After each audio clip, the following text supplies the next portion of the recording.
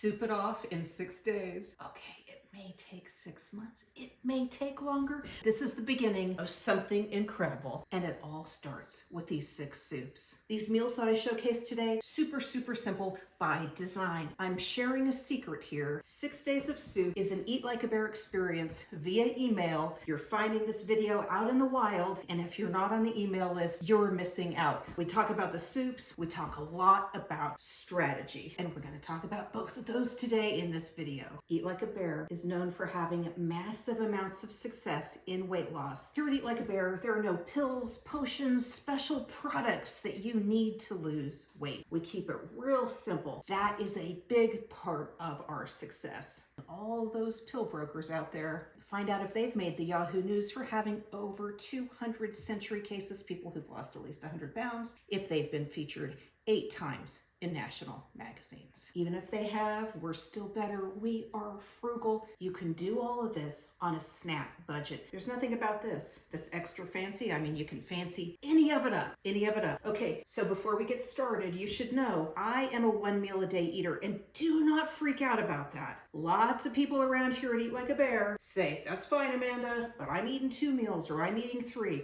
We have a lot of 2 meal a day eaters, in fact. That's great. I have a lot of videos on this exact topic, so let's not go off on a tangent here in our soup video. And yes, our meals leverage a vegetable base. That vegetable base, it's calorie minded, it helps fill us up. So you're gonna see all of these 6 soups really filled with vegetables. In fact, our produce loving community was featured on a Times Square billboard. And these are so highly adaptable. As I'm looking at them here, I'm realizing a number of them have dairy. Cheddar, sour cream, dairy-free. Meat, who am I kidding? All of these have meat if I'm gonna eat them, okay. Do yours have to? It's all adaptable, all of this is. You don't have to put cheddar in your soup. The cheddar adds some flavor, it adds some calories. There's plenty of options out there in the world to add calories to your meals. I trust that you can add some. The meats, you could use those meat replacements. You could use egg if you eat egg. There's a lot of different ways to craft this. And we have some videos here on YouTube for vegetarian options, so check that out. And maybe there will be a future soup challenge that's completely vegetarian. But today is not that day. We have these. But with all of what you learn about Eat Like a Bear and our success, I want you to remember one key point. This is critical. I'm sharing a secret here about Eat Like a Bear's weight loss success. Boy, we keep it simple. Simple. You wake up on a bad day, you don't feel like cooking. What is gonna compete with a drive-thru on that day? What is gonna compete with a meal in your freezer that maybe you bought for your kid? This. This is gonna compete with it. All of my systems are super simple. These meals that I showcase today, super simple by design, by strategy. On those bad days, you have to be ready. That is a key theme in the Skillet book. And that is a key theme as we develop the Eat Like a Bear app. We have an Eat Like a Bear recipe app that we are launching with the launching of this 6 days of soup. In fact, consider the Eat Like a Bear food app a sponsor of 6 days of soup. You're gonna have times when you get up and you say, gosh, I've gotta go shopping today, but I don't feel like it. And it's gonna be a really bad day and it's gonna be really hard to make decisions. First off, try not to shop on that day. That's my best advice. Second, if you do shop, open up the Eat Like a Bear recipe app. There will be so many ideas in there for you. Maybe you're just using something you've already saved in your freezer, because that's what we do here at Eat Like a Bear. Maybe you go to your freezer. Wow, I put away pork shoulder a month ago. I have some left. What am I gonna do with that? Click, right in that app. Will generate your ideas. Ideas for you and ideas to feed your family. But let's get to our 6 days. 6 days, you don't have to eat all 6 soups. There's one you don't like, don't eat it. You wanna eat the same one every single day? Eat it every single day. You wanna split it up and have it in 2 meals? You know what, do what's gonna work for you. I think that's great. My husband would have this with like some eggs or whatever. And here you see, these are 6 small bowls because they all fit here well. Typical soup recipes are pretty big, this big. And that's because we need to get all of our calories and nutrients in it if that's all we're flipping eating for the day. And yes, that's what you do with 1 meal a day. That's what I did. You eat, you draw the line and walk walk away, you've already eaten all your calories, all your nutrients. You close your mind off to all that food noise, to all that food calling from your pantry. Cut it off and go out and live your most awesome life. That is what we do. But it all starts with that bowl, with these 6 days of soup. Let's get started. And so first off, broccoli and ham. I had a lot of leftover ham this week. I used the app to generate some ideas. This was one of them, including my kid teaching your kid how to make a ham sandwich. Yeah, it's pretty convenient if you don't want, to bother your mom. You're welcome. Boy, can you see how delicious that is? We've got broccoli, we've got ham, but I'll tell you what, a key to this soup is the broth that's in there. That is broth made from a ham bone. You can find a broth recipe on this channel. All I did is find ham on sale. It was during the holidays when there are great prices. I froze a lot of it. I used the bone to make this broth, and this is delicious. The soups tend to have about 12 ounces of vegetables, but this has probably a pound. That extra amount might help keep me a little bit fuller, but I'll tell you what, the broth in this is so rich and satisfying.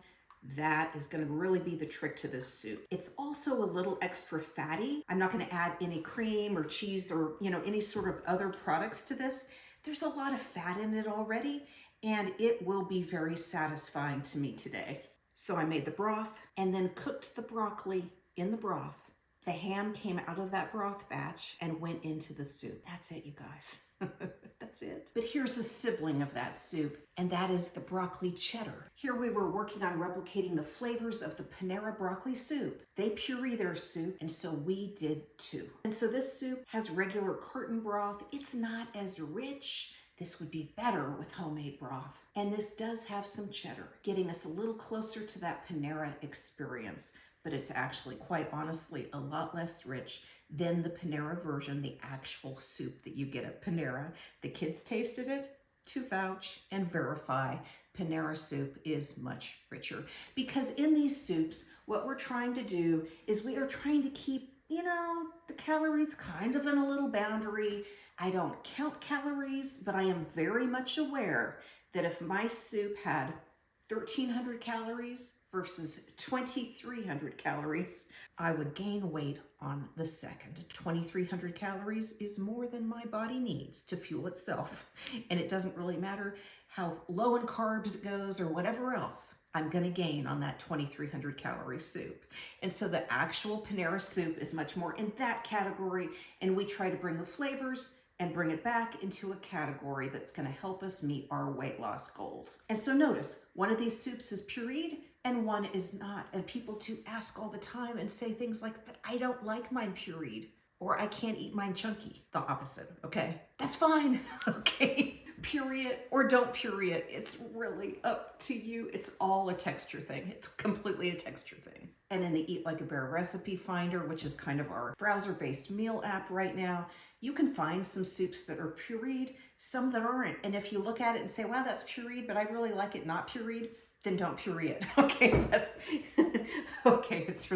It's seriously that simple. And so the pureed Panera soup, we actually thickened it a little bit. And this too could be thickened if we wanted to. And so what I tend to use for thickening is a glucomannan powder or xanthan gum. Both work very, very well. They're lower in carbohydrates. Traditionally, you would use flour to thicken it. I tend to not have flour in my life, so I use the other thickeners. But I'll tell you what, if that tablespoon of flour is kind of all the flour in your life, you're probably gonna be okay. Don't overly obsess over that if that's kind of the only little element. But as you're shopping and have room in your life to kind of level things up, I do like to keep these low carb thickeners around for soups like this. When I want a thickener, maybe you don't always want a thickener, maybe you don't care, and that's okay too. But as an added note, the glucomannan powder in particular will help make this more filling.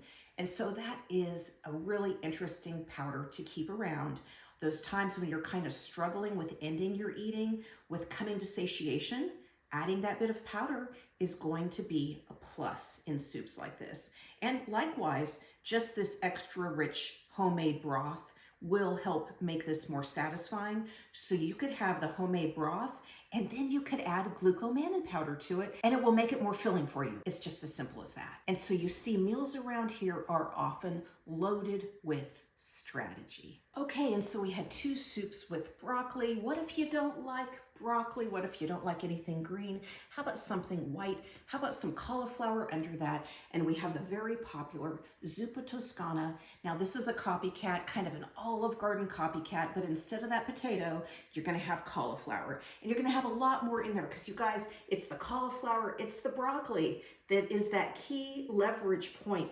Those have almost no calories. Like the calories from the vegetable in these dishes tends to be about 100 calories. You know, that's less than 10% of the meal in the calories. And so you're gonna just pack it full of cauliflower. A key distinctive bit of flavor is some sausage. You're gonna have some cream, you're gonna have some Parmesan in there, giving it some other flavor. This is definitely one to try. If you need the strategies for coming to fullness, again, here I would put that glucomannan powder in there. And before you eat, you could have about an ounce of apple cider vinegar. I would dilute it. So an ounce of apple cider vinegar, dilute it with, you know, a few ounces of water, chug a lug, eat your soup.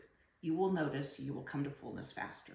And so that's 3 soups with 3 soups, 3 questions. I get a lot of questions. Is this an allowed food? Here, cranberries. Are cranberries allowed? Can I eat cranberries? Eat anything you want. Don't ask me if you're allowed to eat something. Because you know what? What I'm not doing is I'm not running around checking on what people are eating. I strongly encourage everyone to learn what foods are going to help you meet your long-term health goals. And it's that simple. So can you eat that? I don't know. What I do teach here is the meal framework that has driven a lot of success for me and many, many community members that eat like a bear. But a key part of our success is that I really encourage people to look at the meal framework and adapt it to meet their own needs. Can you eat that? Well, I don't know. Try it and see. Are you eating too much of it? Maybe you should cut it out. Maybe you should cut it out completely. And so, can I eat this? Am I allowed to have that drink outside of my eating window? Sure. I mean, again, sure. Will it affect your blood sugar? Yeah, it might. Will that matter? I don't know. It depends on your blood sugar. You know what I'm saying? So, you know, a lot of us are 1 meal a day eaters or maybe 2 meal a day eaters, and there are large number of hours in the day where we're not eating, but people want to know, but what can I drink in that time? And am I allowed to have cream in my coffee in that time? And so if you're just finding us here, definitely look into this like 1 meal a day thing that we're doing. It's very interesting. It's driving a lot of success, but people are definitely adapting it. And some people are having cream in their coffee. God bless you if you've kept cream in your coffee. I've cut it out, and I'll tell you why. First of all, I put a lot of cream in my coffee. Just like I would put a lot of cream in all of these soups that you're seeing if I could get away with it and actually lose weight, but I can't. I say I can't because I have determined that I can't, and so I don't. Okay, what you're drinking in the rest of the day, maybe it doesn't matter. Maybe it has no calories in it. Maybe it has no protein, but maybe it's making you think more about food and making those hours harder rather than easier. And that's something that I do find. If I am thinking about food the rest of the day is really hard because I'm then struggling with not eating. Like, oh no, I'm here and I'm not eating and I want to eat. Well, guess what? What if I'm just running around here being awesome? What if I'm doing things that are completely unrelated to food? That is my number 1 winning strategy. And so when you ask, can I have that thing in my drink whenever that thing is? You really need to step back on that question. Look at the entirety of your life and determine, is that thing making it easier or harder for me? And so a related question people say, is that in the framework? Are the cranberries in the framework? And I respond, what is your framework? And so I teach my framework, right? And people take it and learn from it. And we've seen massive amounts of success. But the key is, what are you going to do? And is it in your framework? And it's like that coffee and cream example. Some people successfully keep cream in their coffee. That's great. I successfully have cranberries in my diet. Not a lot, but if I were overeating these, I'd cut them out. It's really that simple. And so yeah, these totally fit the framework. But if you're eating a gallon of them, maybe you need to cut them out. And so related to that, vegetables here in this soup. So this has broccoli And broccoli is kind of a known low-carb vegetable. But people get concerned about some of the other vegetables that are maybe more in the middle ground of carbohydrates. People wonder, for instance, about green beans.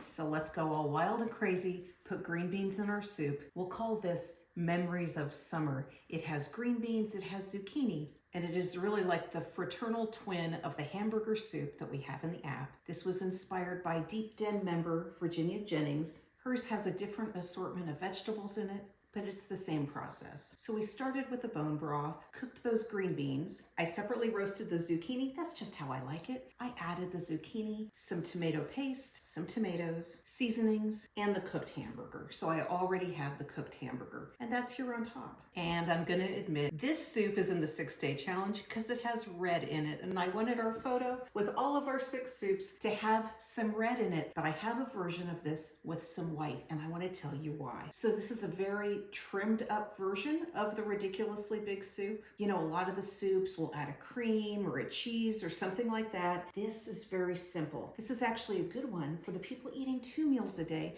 to have something that's maybe a little more calorie minded for one of the meals. This would be a good way to do it. But what if you wanted to go for that one big meal? In the volume that we eat, this soup would clock in at about 800 calories. I find that to be not enough really to get me to tomorrow. That's my experience. Your experience might be different. It is awfully low. That is the level of calories that people are eating after bariatric surgery, so it's not like it's complete starvation or something like that. But I just find it just doesn't stick with me. Hunger is more of a problem for me at that 800 calories a day. And so what do? Well, the world happens to provide us with many, many opportunities for calories. So in this little recipe, we can do something very simple. And so now we are in the ridiculously big family. I've added some sour cream to this. This is the only difference between this and this. I mean, volume is the other difference. Because remember, we put it in these little bowls just for the photo opportunity. But this is more of the size of a legit, ridiculously big soup. And just adding that sour cream gets us up to more like the 1,000 calorie range. And my soups tend to be about 1,000 to 1,200 calories. That's when I'm eating 1 meal a day for weight loss. In maintenance, my eating might look more like this. You know, I just eat a little bit more. And so if you're looking to speed things up, shaving off the calories, you can shave that fat out of there. You don't have to add the sour cream. But if you're finding that a recipe like this that's very lean, if you're having just 1 meal a day, you can always add calories. Heck, you can just add some extra olive oil, about an extra 100 calories per tablespoon. I mean, just put that in there. My goodness. And that's it. The flavors of summer. You're gonna like this one. Just as a little shout out, don't ever feel bad if you're getting broth in a quick way out of a carton that somebody else made for you. Some days are just like that. That's okay. Okay, you guys. And now we have one that is even a little more controversial because this one is mushrooms. And this is gonna get you into a slightly higher carb range, but not high carb. I mean, really, it's mushrooms. And so then with a mushroom soup, you literally could just put a bunch of mushrooms in this soup. For my taste, it's too much mushroom.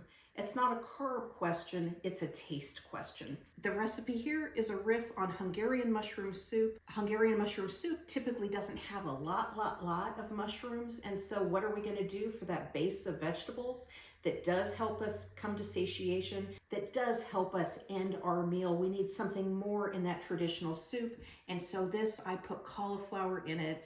It's kind of my standby. You could put other things in it. I think it would be amazing with other things.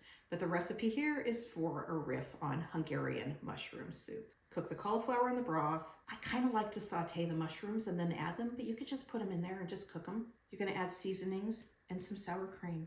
And that's it. You're gonna have protein on top. This bowl doesn't have the added protein. And with each of these, you're gonna want to make sure you probably have like 6 to 8 ounces of protein with your soup, either in it, beside it, something like that. You know, you gotta fill up with something. You know, all of this needs to help get us to tomorrow. Protein is part of that. And especially lean protein, guys. I mean, lean protein like white meat chicken, shrimp, a lean pork. These things didn't tend to make us fat either. If you're feeling like a craving for additional protein, I wouldn't worry too much about that, especially if it's in the lean category. It's when it's like loaded and dripping with fat. that we end up with a lot of calories, and it's going to slow down our weight loss basically. So then if we're not super concerned about the mushrooms, are we concerned about some of the higher carb vegetables like winter squashes, like potatoes? Some people, especially people who are a little more on the path towards type 2 diabetes, for instance, are more sensitive to carbs, and they are going to draw the line maybe before the mushrooms. That's not really a problem for me. But if you look at the whole world of vegetables and what you're going to put in the base of your soup, definitely things like broccoli, cauliflower, I wouldn't even think twice about that at all. Frankly, probably most of us don't need to think twice about mushrooms. But then as we start creeping up the scale, we get into maybe the winter squashes. People successfully lose weight with all those things. So you can play around with that, for sure. There's the potato diet, for goodness sakes, where people are eating nothing but potatoes and they're losing weight. My feeling on something like the potatoes in particular is I tend to overeat the potatoes. And so it is just easier for me to draw the line on all those root vegetables right there. I tend to draw the line at winter squash as well. Winter squash is higher in carbs, and frankly, it's kind of a pain to prepare. And so it kind of goes against my religion for being quick and easy. And speaking of quick and easy, that is exactly why Eat Like a Bear has had so much success. You'll find recipes all over this channel, 5-minute recipes. They are quick and easy. And what we are doing, you guys, is on good days where we feel like, filling up our freezer with a batch cooked protein like I just did with this ham, we have those for bad days. And so I can grab out the ham and make a soup like this very, very easily. The whole Eat Like a Bear recipe app is completely crafted around that philosophy about making things super simple for us so that on our good days, we're doing some of that prep. Even the prep on the good days is really super simple, but we're doing it with intention so that when we wake up on those bad days when life feels so hard and we need to compete with the drive-through, we're ready. We are ready. That is what the app is going to help you with. And so our final soup, the jalapeno popper soup. Now here we've got a great vegetable base. We've got a lot of jalapenos. And we learned from Brenda Kerr that jalapenos really help make you feel fuller faster, like the homemade broth can, like that glucomannan powder can, like the apple cider vinegar can. And so if you are having problems bringing your meals to an end, but you like that extra little spicy punch, put jalapenos in all these soups I've talked about today. Why not? Why not? So 6 days of soup, 1, 2, 3, 4, 5, 6. Get in, get it done. We want to hear how many pounds you lose. Our record for the 3-day challenge is 17 pounds, which is completely insane. But that was Gail Thompson. She had extreme edema, which is fluid retention. So, a lot of that was fluid. And the fluid goes first and then the fat follows. So that is awesome. And so on day 7, what do? You can start again. You can just keep going around in a circle. You can get into the Eat Like a Bear food app and generate all kinds of recipes for yourself. It's digital. It's constantly changing. We will be adding stuff all the time. And yes, it's a subscription. That is going to help keep it funded so that we always have revenue to add to it, continue to build it, based on feedback from the Eat Like a Bear community. The Eat Like a Bear community has been completely bootstrapped from the community itself. You don't find ads on the website, you don't find ads in the email, except of course for things like the app. Our revenue comes from things like the app, the books. They are all created to maximize the success of the Eat Like a Bear community. Can you have success without any of this? Of course you flippin' can have success, but this app will straighten the line between A and B, and it funds us at the same time. So it is a win-win for everyone involved. There's a 7-day trial. There's no risk at all. Get in and explore it. And how to eat like a bear, I'm glad you asked.